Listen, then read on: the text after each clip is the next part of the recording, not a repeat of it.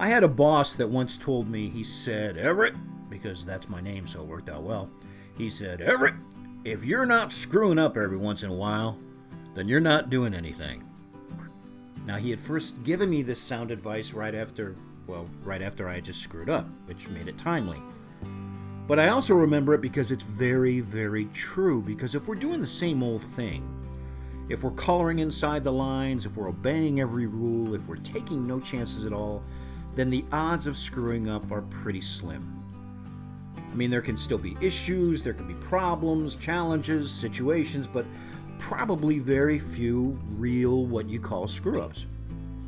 Because in order for a screw-up to occur, it has to go down one of two paths. This first is that we have to totally ignore or disobey our responsibility. Let's say we've stopped paying bills, we've ignored deadlines, we claim that work is complete that's not. That's the first path that leads to a screw-up. The other way is to try something completely new and completely crazy and have it not work. Now, not every crazy idea leads to a screw-up. I mean, some of the greatest discoveries in the world grew out of the post-screw-up muck of failure. But when a crazy idea doesn't work, it's often big enough where it can't just simply fade away. And because of the exposure, because of the risk, if it doesn't work, then it will probably be a screw-up. And there will probably be witnesses. Now, I had one of this very type of screw-ups just a few days ago. See, we have a film project that we've been working on for a few years, and it's getting towards the end where the really exciting part is.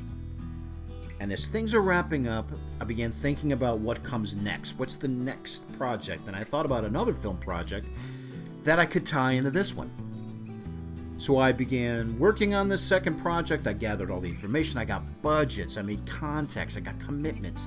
And I put everything together on what I thought was an absolutely genius plan to piggyback this second film with the first one. Put it all together, very detailed proposal, and I emailed it to our producer, who responded quickly. Now, in his response, this producer he unraveled everything.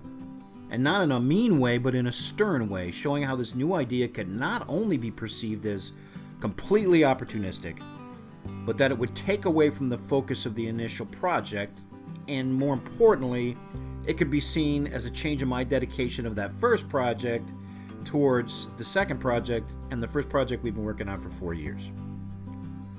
I listened and quickly saw that, he was absolutely right. That is exactly what I had done. And exactly the reasons why I had done it, and that's when I realized that, I had screwed up.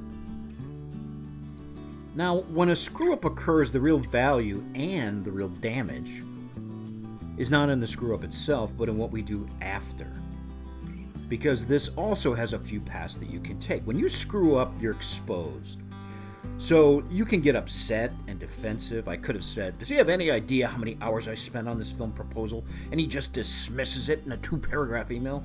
You made him god of film. I could have said that. I probably wouldn't have done it in that voice. I probably would have done a little better, but because this is the insecure path, the thin-skinned one.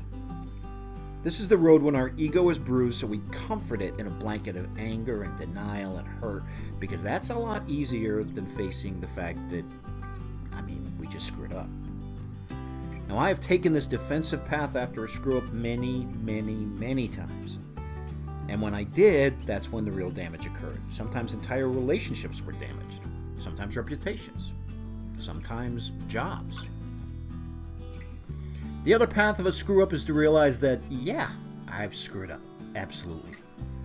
But I'm also confident in the reputation and relationship I've developed with this producer over the last 4 years that I know it won't be damaged or destroyed by one little email.